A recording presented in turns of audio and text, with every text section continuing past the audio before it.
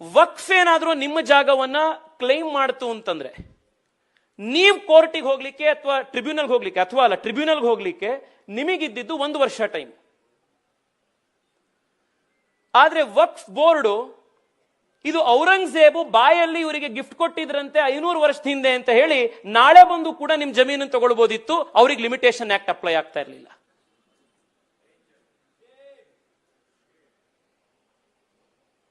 The victim of the Waqf board had the limitation act applied on him. But the Waqf board could start a new claim even after 1,000 years. ಅಂದ್ರೆ ಪಿಟಿಷನರು ವಕ್ಫ್ board, ವಕೀಲರು ವಕ್ಫ್ board, decide ಮಾಡುವಂತ judge ವಕ್ಫ್ board, encroachment ಅನ್ನು clear ಮಾಡಲಿಕ್ಕೆ ಅಧಿಕಾರ ಇರುವಂತದ್ದು ವಕ್ಫ್ board ನ ಸಿಇಒಗೆ. ಇದನ್ನ ಪ್ರಶ್ನೆ ಮಾಡೋದಕ್ಕೆ ನೀವು ಹೋಗಬೇಕಾಗಿರೋದು ವಕ್ಫ್ ಬೋರ್ಡ್ ನ ಟ್ರಿಬ್ಯುನಲ್ ಎದುರುಗಡೆ. Whose outcome is final. ಹೀಗೆ they created a body, a monster that was judiciary, legislature, executive rolled into one. They created a body so powerful, judge, jury, executioner ಎಲ್ಲ ಒಂದರಲ್ಲೇನೆ.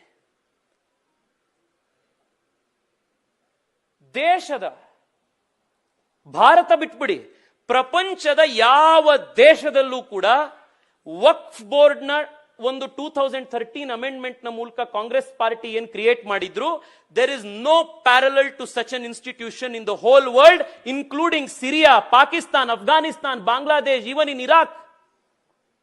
ಈ ದೇಶಗಳಲ್ಲೂ ಇಲ್ಲ.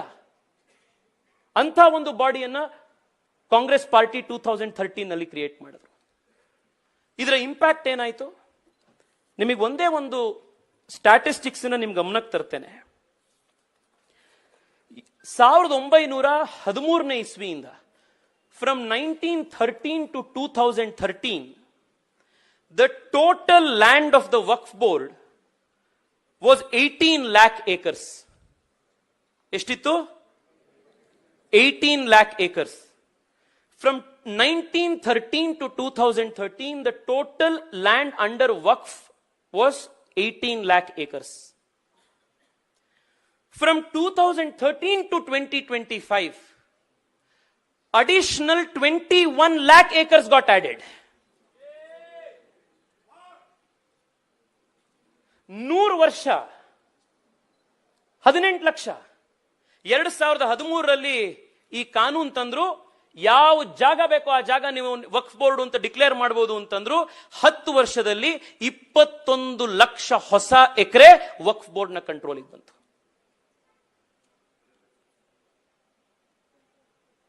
ಕಾಂಗ್ರೆಸ್ ಪಾರ್ಟಿಯವರು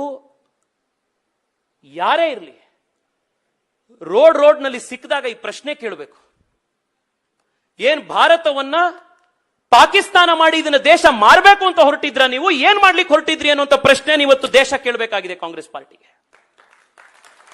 ಯಾವ ಉದ್ದೇಶದಿಂದ ಮಾಡಿದ್ದಿ ಕಾನೂನನ್ನ?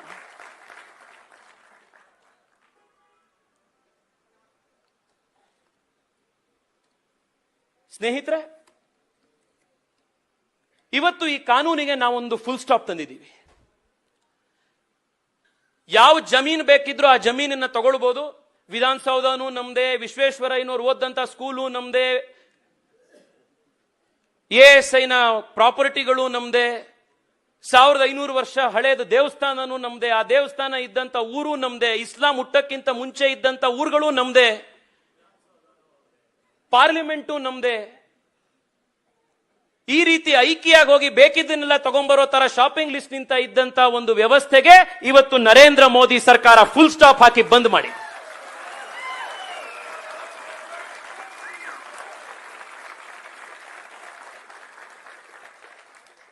Section 40 has been deleted from this act.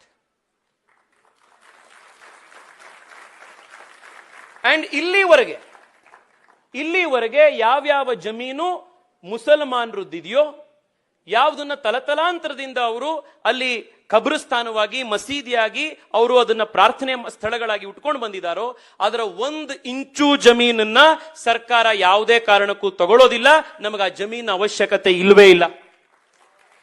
But ಇನ್ನು ಮುಂದೆ ಯಾವುದೇ ಜಮೀನನ್ನ ವಕ್ಫ್ ಅಂತ ಡಿಕ್ಲೇರ್ ಮಾಡಬೇಕು ಅಂತಂದ್ರೆ 2 ಕಂಡೀಷನ್ ಇದೆ. ಒಂದು, ನಿಮ್ಮದು ಯಾವುದು ಸ್ವಂತ ಜಮೀನ್ ಇದೆಯೋ ಆ ಜಮೀನನ್ನು ಮಾತ್ರ ನಿಮಗೆ ಕೊಡ್ಲಿಕ್ಕೆ ಸಾಧ್ಯ ಇದೆ. ಈಗ ಯಾರೋ ಒಬ್ರಿಗೆ ನಾನು ಗಿಫ್ಟ್ ಕೊಡಬೇಕು ಅಂತಂದ್ರೆ ನಂದನ್ ತಾನೇ ಗಿಫ್ಟ್ ಕೊಡಕ್ ಸಾಧ್ಯ ಇರೋದು. ಪಕ್ಕದ ಮನೆ ಟಿವಿನೋ, ಪಕ್ಕದ ಮನೆಯವ್ರ ಆಸ್ತಿನೋ, ಪಕ್ಕದ ಮನೆಯವ್ರ ಕಾರನೋ ತಗೊಳಪ್ಪ ನಿನಗೆ ಕೊಟ್ಟಿದ್ದೀನಿ ಗಿಫ್ಟ್ ಅನ್ನಕ್ ಸಾಧ್ಯ ಇದೆಯಾ? ನಾವು ಮಾಡಿರೋದಿಷ್ಟೇನೆ. ಎರಡನೇದು, ಲಿಮಿಟೇಷನ್ ಆಕ್ಟ್ ಅನ್ನ ಜಾರಿಗೆ ತಂದಿದ್ದೀವಿ. ವಕ್ಫ್ ಬೋರ್ಡ್ಗೂ ಕೂಡ ಇನ್ ಮುಂದೆ ಲಿಮಿಟೇಷನ್ ಆಕ್ಟ್ ಅಪ್ಲೈ ಆಗುತ್ತೆ. ವಕ್ಫ್ ಟ್ರಿಬ್ಯುನಲ್ ಇನ್ ಮುಂದೆ ಯಾವುದೇ ಕಾನೂನನ್ನ, ಯಾವುದೇ ಒಂದು ಡಿಸಿಷನ್ ಕೊಟ್ರೆ, ಇಲ್ಲಿವರೆಗೆ ನೀವು ಹೈಕೋರ್ಟ್ ನಲ್ಲಿ ಹೋಗಿ ಕೂಡ ಪ್ರಶ್ನೆ ಮಾಡ್ಲಿಕ್ಕೆ ಆಗ್ತಿರ್ಲಿಲ್ಲ, ಇನ್ ಮುಂದೆ ಹೈಕೋರ್ಟ್ ನಲ್ಲೂ ಕೂಡ ಅದನ್ನ ಪ್ರಶ್ನೆ ಮಾಡುವಂತ ಒಂದು ನೈತಿಕ ಹಕ್ಕನ್ನ, ಸಾಂವಿಧಾನಿಕ ಹಕ್ಕನ್ನ ನಾವು ಕೊಟ್ಟಿದ್ದೇವೆ.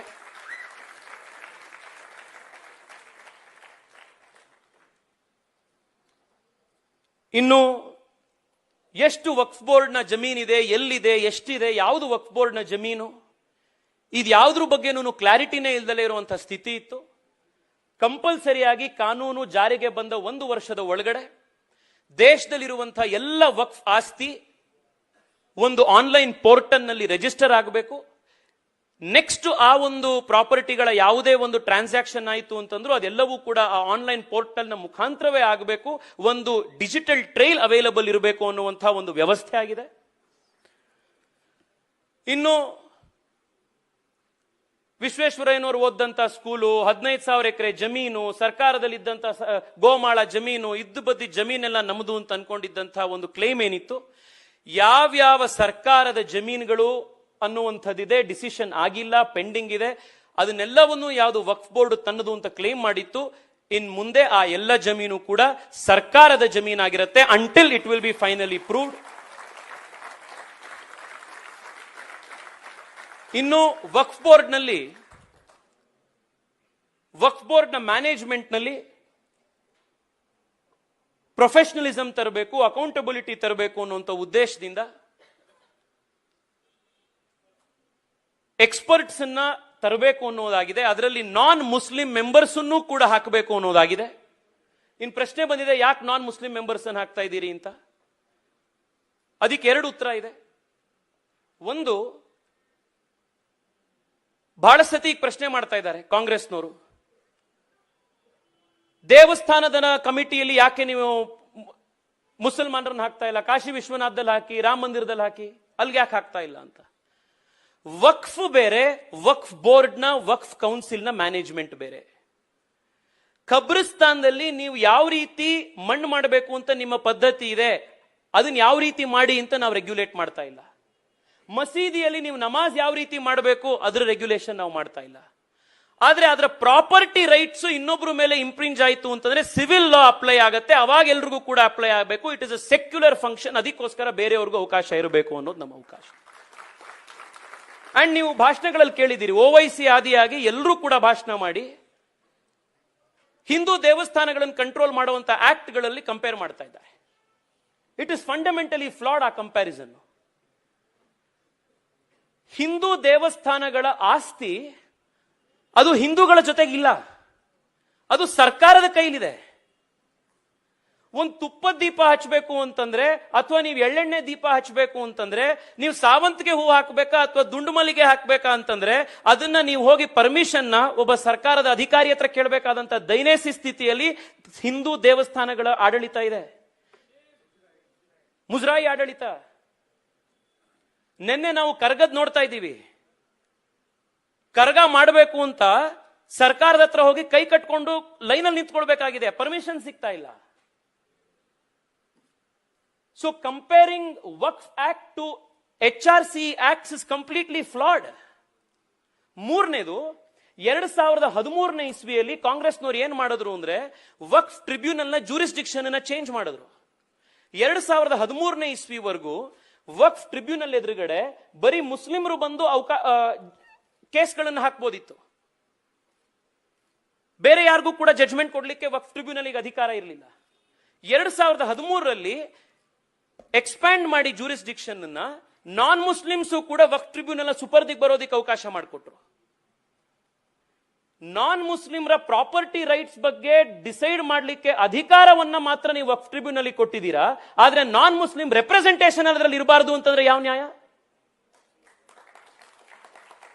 ಆದ್ರೆ ಲಾಜಿಕ್ಕು, ಕ್ವೆಶ್ಚನ್ಸು ಇದೆಲ್ಲವೂ ಕೂಡ ಕಾಂಗ್ರೆಸ್ ಪಾರ್ಟಿಗೆ ಮತ್ತು ಕಾಂಗ್ರೆಸ್ ಪಾರ್ಟಿ ತರ ಇರುವಂತ ರಾಜಕೀಯ ಪಕ್ಷಗಳಿಗೆ ಯಾರನ್ನ ತಮ್ಮಂತಾವು ಮಾರ್ಕೊಂಡ್ಬಿಟ್ಟಿದಾರೋ ವೋಟ್ ಬ್ಯಾಂಕಿಗೋಸ್ಕರ ಅಂತವ್ರಿಗೆ ಯಾವ ಲಾಜಿಕ್ ನ ಯಾವ ಪಾಠವನ್ನು ನೀವು ಹೇಳಲಿಕ್ಕೆ ಸಾಧ್ಯ ಇದೆ ತೋರಿಸಿ. ಸ್ನೇಹಿತರೆ, ಈ ಎಲ್ಲ ಒಂದು ಆಮೂಲಾಗ್ರ ಬದಲಾವಣೆ ಈ ಕಾನೂನಿನ ಮುಖಾಂತರ ಬಂದಿದೆ. ನಮ್ಮ ಸರ್ಕಾರ ರಾಜ್ಯದಲ್ಲಿದ್ದಾಗ ಅನ್ವರ್ ಮಾಡಿಪಾಡಿ ಅವರ ನೇತೃತ್ವದಲ್ಲಿ ಒಂದು ಕಮಿಟಿ ರಿಪೋರ್ಟ್ ತಂತು. ವಕ್ಫ್ನ ಜಮೀನನ್ನ ದೊಡ್ಡ ಮಟ್ಟದಲ್ಲಿ ಲಪ್ಟಾಯಿಸಿರುವಂಥದ್ದು, ಅದನ್ನ ಲೂಟಿ ಮಾಡಿರುವಂಥದ್ದು ಕಾಂಗ್ರೆಸ್ ಪಾರ್ಟಿ ಮತ್ತು ಕಾಂಗ್ರೆಸ್ ಪಾರ್ಟಿಯ ಕೃಪಾಪೋಷಿತ ಮುಸ್ಲಿಂ ಮುಖಂಡರು ಅನ್ನುವಂಥದ್ದು ಪ್ರೂವ್ ಆಯಿತು. ಅನ್ವರ್ ಮಾಣಿಪಾಡಿ ಅವರು ಅವರ ರಿಪೋರ್ಟ್ ನಲ್ಲಿ 2 ಲಕ್ಷ ಕೋಟಿ ರೂಪಾಯಿಯಷ್ಟು ಬೆಲೆ ಬಾಳುವಂತಹ ವಕ್ಫ್ ಆಸ್ತಿಯನ್ನು ಇವರೆಲ್ಲರೂ ಕೂಡ ಕಬಳಿಸಿದ್ದಾರೆ ಅಂತ ಹೇಳಿ ಅವರ ಹೆಸರುಗಳನ್ನು ಹಾಕಿ ಲಿಸ್ಟ್ ಅನ್ನ ಕೊಟ್ಟರು. ಈ ಕಾನೂನಿನ ಮುಖಾಂತರ ಬರುವಂತಹ ದಿವಸದಲ್ಲಿ ಯಾರು ಬಡ ಮುಸಲ್ಮಾನರಿದ್ದಾರೆ, ನಿರ್ಗತಿಕ ಮುಸಲ್ಮಾನರಿದ್ದಾರೆ, ನಿಜವಾಗ್ಲೂ ಕೂಡ ನಮ್ಮ ಆಸ್ತಿ ದೇವರ ಹೆಸರಿನಲ್ಲಿ ನಾವು ಕೊಡ್ತಾ ಇದ್ದೀವಿ, ಇದರಿಂದ ಒಳ್ಳೆ ಕೆಲಸ ಆಗಬೇಕು ಅಂತ ಇರುವಂತಹ ಮುಸಲ್ಮಾನರಿದ್ದಾರೆ, ಅವರ ಹಕ್ಕು ಕೂಡ ನರೇಂದ್ರ ಮೋದಿ ಸರ್ಕಾರ ಈ ಕಾನೂನಿನಿಂದ ಪ್ರೊಟೆಕ್ಟ್ ಮಾಡಿದೆ.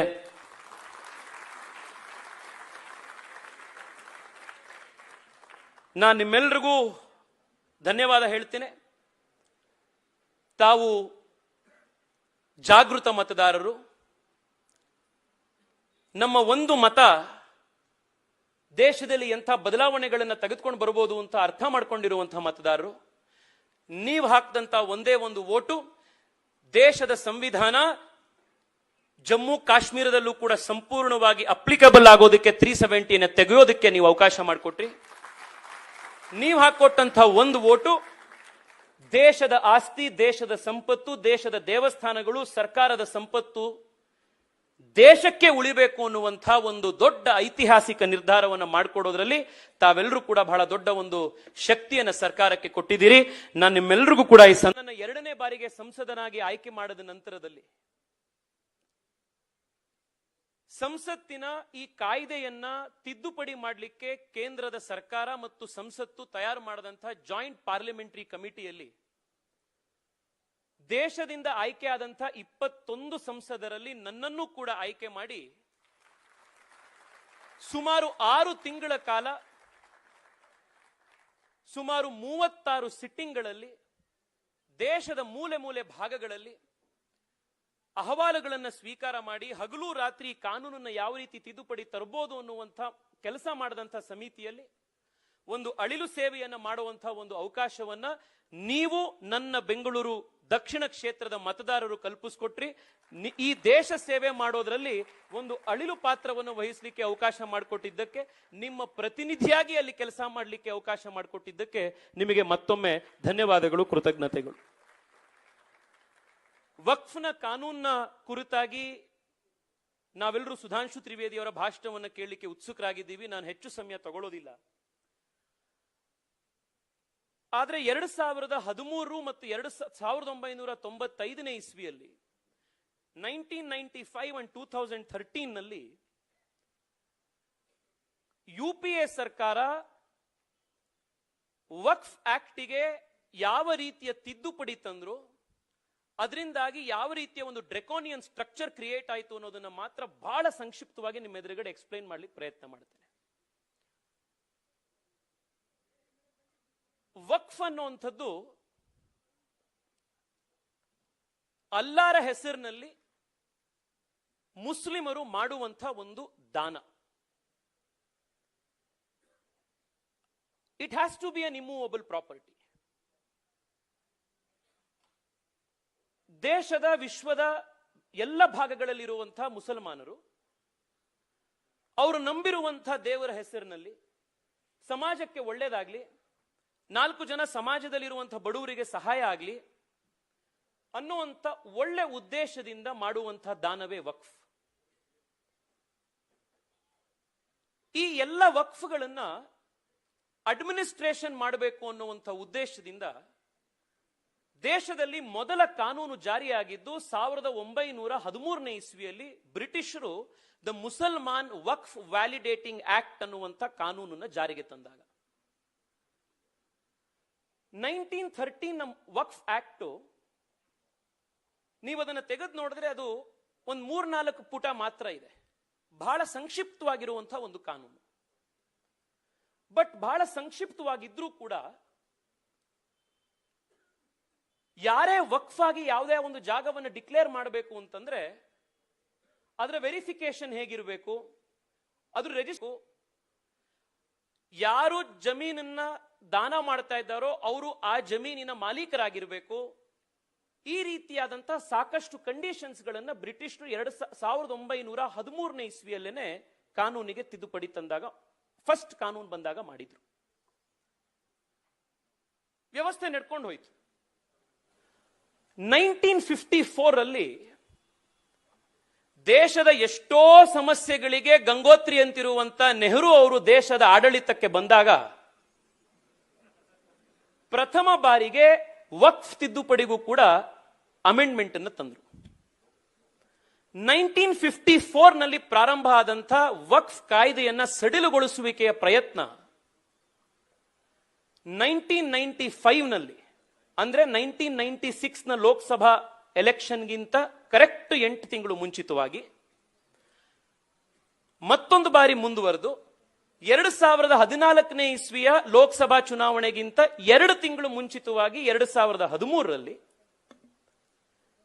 2 ಬಾರಿ ಕಾಂಗ್ರೆಸ್ ಪಾರ್ಟಿ ಯುಪಿಎ ಸರ್ಕಾರ ವಕ್ಫ್ ಆಕ್ಟ್ಗೆ ತಿದ್ದುಪಡಿ ತಂತು. ಈ ತಿದ್ದುಪಡಿಗಳಲ್ಲಿ ಅವ್ರು ಮಾಡಿದ್ದೇನು ಅಂತಂದ್ರೆ ಒಂದು ಪ್ಯಾರಲಲ್ ಗವರ್ಮೆಂಟ್ ಸಿಸ್ಟಮ್ ಅನ್ನೇ ರೆಡಿ ಮಾಡಿಬಿಟ್ರು. ನಿಮಗೆ ಒಂದು 2-3 ಉದಾಹರಣೆ ಮಾತ್ರ ಕೊಡ್ತೇನೆ. ವಕ್ಫ್ನಲ್ಲಿ ಒಂದು ಕಾನ್ಸೆಪ್ಟ್ ಇದೆ, ವಕ್ಫ್ ಬೈ ಯೂಸರ್ ಅಂತ. ಯಾವುದಾದ್ರೂ ಒಂದು ಜಾಗವನ್ನ ಹಲವಾರು ವರ್ಷಗಳಿಂದ ಯಾರಾದರೂ ಅಲ್ಲಿ ಉಪಯೋಗ ಮಾಡ್ಕೊಂಡು ಬಂದಿದ್ರೆ, ಅಲ್ಲಿ ನಮಾಜ್ ಮಾಡ್ತಾ ಇದ್ರೆ, ಅಲ್ಲಿ ಕಬ್ರಿಸ್ತಾನ್ ಆಗಿ ಮಣ್ಣು ಮಾಡ್ತಾ ಇದ್ರೆ, ಹಲವಾರು ವರ್ಷಗಳಿಂದ ಅದು ನಡೆಸ್ಕೊಂಡು ಬಂದಿತ್ತು ಅಂದ್ರೆ ವಕ್ಫ್ ಬೈ ಯೂಸರ್ ಅನ್ನುವಂಥ ಕಾರಣಕ್ಕೆ ಆ ಜಾಗ it will B Waqf property. ಅದಕ್ಕೆ ನಿಮ್ಮ ಹತ್ರ ಡೀಡ್ ಬೇಕು ಮತ್ತೊಂದು ಬೇಕು ಅಂತಿಲ್ಲ.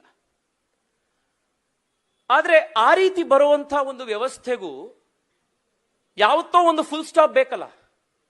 ಇವತ್ತಿನಿಂದ ನಂತರದಲ್ಲಿ ಇದಕ್ಕೆ ಡೀಡ್ ಬೇಕು, ಇವತ್ತಿನ ತನಕ ಬಂದಿರುವಂತಹ ವಕ್ಫ್ ಪ್ರಾಪರ್ಟಿ ಬೈ ಯೂಸರ್ ಏನಿದೆ ಅದನ್ನೆಲ್ಲದನ್ನು ನಾವು ಉಪಯೋಗಿಸ್ತೀವಿ, ಇನ್ನು ಹೊಸದಾಗಿ ಬರುವಂತಹ ಪ್ರಾಪರ್ಟಿ ಎಲ್ಲವೂ ಕೂಡ ರಿಜಿಸ್ಟ್ರೇಷನ್ ಆಗಿರಬೇಕು ಅಂತ. ಆದ್ರೆ ಆ ರೀತಿಯ ಕಾನೂನು ವ್ಯವಸ್ಥೆ ಮಾಡಲೇ ಇಲ್ಲ. ಈ ವಕ್ಫ್ ಬೈ ಯೂಸರ್ ಕಂಟಿನ್ಯೂಯೇಷನ್ ಅಲ್ಲೇ ಉಳಿತು. 2013 ರಲ್ಲಿ ಒಂದು ಹೊಸ ಸೆಕ್ಷನ್ ಅನ್ನ ಈ ಆಕ್ಟ್ಗೆ ತಿದ್ದುಪಡಿಗೆ ತರ್ತಾರೆ. Section 40, the most ಮಿಸ್ಚಿವಸ್ and ಡ್ರೆಕೋನಿಯನ್ section of this act.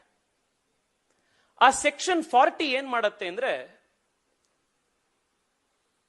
ವಕ್ಫ್ ಬೋರ್ಡ್ಗೆ ಯಾವ ಜಮೀನನ್ನ ಬೇಕಾದ್ರೂ ಕೂಡ ತನ್ನದು ಅಂತ ಕ್ಲೇಮ್ ಮಾಡಿಕೊಳ್ಳುವಂತ ಅಧಿಕಾರವನ್ನ ಕಾನೂನಾತ್ಮಕವಾಗಿ ಇಲ್ಲಿಗೆ ಕೊಡ್ತಾರೆ. ಪಾರ್ಲಿಮೆಂಟ್ ನಲ್ಲಿ ನಾನು ಇದನ್ನು ಓದ್ಲಿಕ್ಕೆ ಪ್ರಯತ್ನ ಪಟ್ಟೆ, ಹೊರತು ಟೈಮ್ ಆಗಲಿಲ್ಲ. I will read just 1 sentence. ಇಲ್ಲಿ ಬಳಸಿರುವಂತಹ ಪದ ಹೇಗಿದೆ ಅಂತ ನೋಡಿ. The Waqf Board may itself collect information regarding any property which it has reason to believe to be Waqf property. And if any question arises whether a particular property is Waqf property or not, the board may, after making such enquiry as it may deem fit, decide the question, and the decision of the board on a question shall, unless revoked by the tribunal, be final, and the decision of the tribunal cannot be questioned in appeal.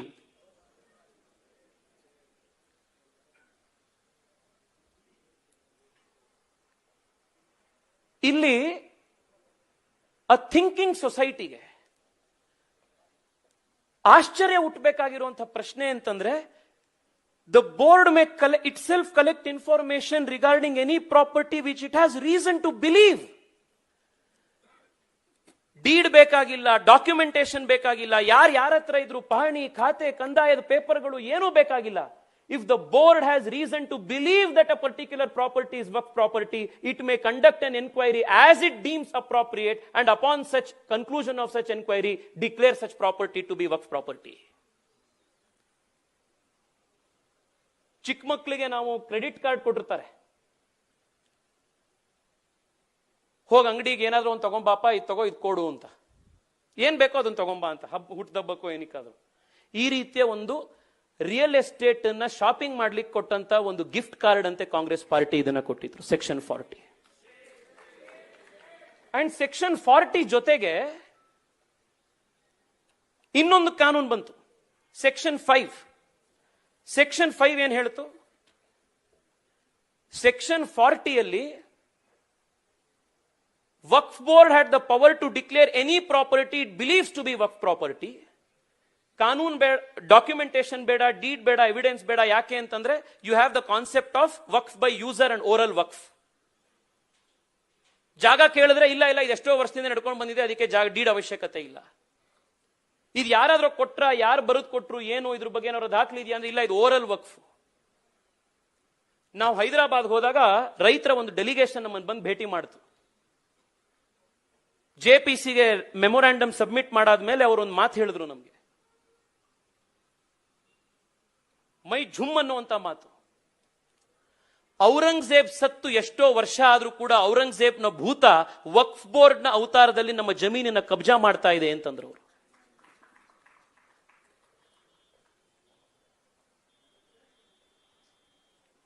In section 5 ಅಲ್ಲಿ ಏನ್ ಮಾಡಿದ್ರು? Section 5 ಅಲ್ಲಿ ಹೇಳಿದ್ರು, revenue ಅಥಾರಿಟೀಸ್ಗೆ declare ಮಾಡಿದ್ರು, ತಹಸೀಲ್ದಾರ್ಗಳಿಗೆ, ಡಿಸಿಗಳಿಗೆ declaration ಕೊಟ್ರು. ವಕ್ಫ್ board ಯಾವ್ಯಾವ ಜಮೀನನ್ನ ತನ್ನದು ಅಂತ claim ಮಾಡುತ್ತೋ ನೀವು ಕಂಪಲ್ಸರಿಯಾಗಿ ಆ ಒಂದು ಕ್ಲೈಮ್ ನ ಆಧಾರದ ಮೇಲೆ take into consideration the list of Waqf refer to in subsection 2 while deciding mutation in land records and updating the land records ಅಂತ ಮಾಡಿದ್ರು. ಕರ್ನಾಟಕದಲ್ಲಿ ಏನೇನಾಯ್ತು ಅಂತ ತಾವೆಲ್ಲರೂ ನೋಡಿದ್ದೀರಿ. ವಿಜಾಪುರದಲ್ಲಿ 15,000 ಎಕರೆ, 15,000 ಎಕರೆ ಜಮೀನು ಒಂದೇ ಡಿಸ್ಟ್ರಿಕ್ಟ್ ನಲ್ಲಿ. ಯಾರು ಆ ಜಾಗದಲ್ಲಿ ತಲತಲಾಂತರದಿಂದ ಉಳುಮೆ ಮಾಡ್ಕೊಂಡು ಬಂದಿದ್ರೋ ವಕ್ಫ್ ಬೋರ್ಡ್ ಅವರನ್ನ ಡಿಕ್ಲೇರ್ ಮಾಡ್ತು ಆಸ್ ವಕ್ಫ್ ಪ್ರಾಪರ್ಟಿ. ಆ ಡಿಕ್ಲರೇಷನ್ ಅನ್ನು ರೆವೆನ್ಯೂ ಅಥಾರಿಟೀಸ್ ಕಳಿಸಿದ್ರು. ರೆವೆನ್ಯೂ ಅಥಾರಿಟೀಸ್ ಕಾನೂನಲ್ಲಿ ಸೆಕ್ಷನ್ 5 ಅಲ್ಲಿ ಹೇಳಿದ್ರು, ದ ರೆವೆನ್ಯೂ ಅಥಾರಿಟಿ ಶೆಲ್ ಅಂತ ಸ್ಟಾರ್ಟ್ ಆಗುತ್ತೆ. ಶೆಲ್ ಅಂದ್ರೇನು? ಕಂಪಲ್ಸರಿ, ಮಾಡಲೇಬೇಕು ಅಂತ. ರೆವೆನ್ಯೂ ಅಥಾರಿಟೀಸ್ ಮೇ ಅಲ್ಲ, revenue authority shall. Revenue authorities ಆ ಡಿಕ್ಲರೇಷನ್ ಆಧಾರದ ಮೇಲೆ they had to change mutation register, they had to change land records. ಯಾವ ಜಮೀನಲ್ಲಿ ವರ್ಷಾನುಗಟ್ಲೆಯಿಂದ ನಿಮ್ಮ ತಂದೆ, ತಾಯಿ, ತಾತ, ಅಜ್ಜಿ ಅಲ್ಲಿ ಉಳುಮೆ ಮಾಡಿದ್ರೋ, ಎಲ್ಲಿ ಅವರನ್ನ ಮಣ್ಣು ಮಾಡಿದ್ರೋ, ಅದೇ ಭೂಮಿ, ಅದೇ ಜಮೀನು, ರಾತ್ರೋರಾತ್ರಿ ಅದೇ ಜಮೀನಲ್ಲಿ ಎನ್ಕ್ರೋಚರ್ ಆಗ್ತೀರಾ. ಅಂಡ್ ನೀವು ಆ ಜಮೀನನ್ನ ಮಾರಾಟ ಮಾಡಬೇಕು ಅಂತಂದ್ರೆ, ಆ ಜಮೀನನ್ನ ನೀವು ಸಬ್ಸಿಡಿ ತಗೊಳ್ಬೇಕು, ಕೃಷಿಗೆ ಇನ್ನೊಂದು ಉಪಯೋಗ ಮಾಡ್ಕೊಳ್ಬೇಕು ಅಂತಂದ್ರೆ ನಿಮ್ಗೆ ಯಾವುದಕ್ಕೂ ಕೂಡ ಉಪಯೋಗ ಆಗಲ್ಲ. ಯಾಕೆಂದ್ರೆ ಅದು ಮ್ಯೂಟೇಷನ್ ರಿಜಿಸ್ಟರ್ ಚೇಂಜ್ ಆಗೋಗಿದೆ, ಖಾತೆಯಲ್ಲಿ ನಿಮ್ಮ ಹೆಸರು ಬದಲಾಗೋಗಿದೆ, ಪಹಣಿಲಿ RTCಯಲ್ಲಿ ನಿಮ್ಮ ಹೆಸರು ಬದಲಾಗೋಗಿದೆ. ಇದನ್ನು ನೀವು ಪ್ರಶ್ನೆ ಮಾಡಬೇಕು. ಸಹಜವಾಗಿ ಸಿವಿಲ್ ಕೋರ್ಟ್ ಡಿಸ್ಪ್ಯೂಟ್ ಇತ್ತು ಅಂತಂದ್ರೆ ನೀವು ಕೋರ್ಟ್ಗೆ ಹೋಗ್ತೀರಿ.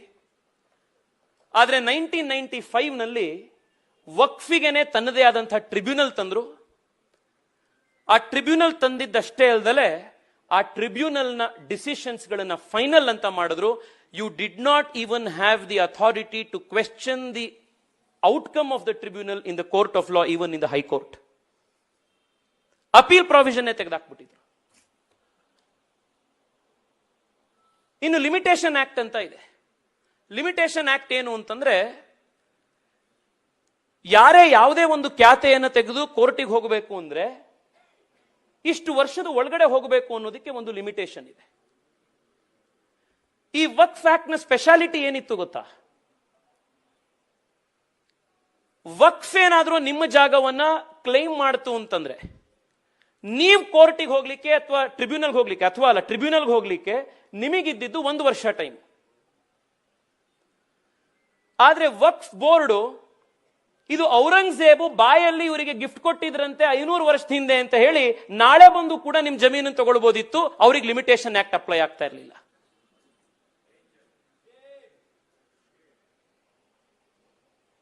The victim of the Waqf board had the limitation act applied on him. But the Waqf board could start a new claim even after 1,000 years. ಅಂದ್ರೆ ಪಿಟಿಷನರು ವಕ್ಫ್ ಬೋರ್ಡು, ವಕೀಲರು ವಕ್ಫ್ ಬೋರ್ಡು, ಡಿಸೈಡ್ ಮಾಡುವಂತ judge ವಕ್ಫ್ board, encroachment ಅನ್ನು clear ಮಾಡಲಿಕ್ಕೆ ಅಧಿಕಾರ ಇರುವಂತದ್ದು ವಕ್ಫ್ ಬೋರ್ಡ್ನ ಸಿಇಒಗೆ. ಇದನ್ನ ಪ್ರಶ್ನೆ ಮಾಡೋದಕ್ಕೆ ನೀವು ಹೋಗಬೇಕಾಗಿರೋದು ವಕ್ಫ್ ಬೋರ್ಡ್ನ ಟ್ರಿಬ್ಯುನಲ್ ಎದುರುಗಡೆ. Whose outcome is final.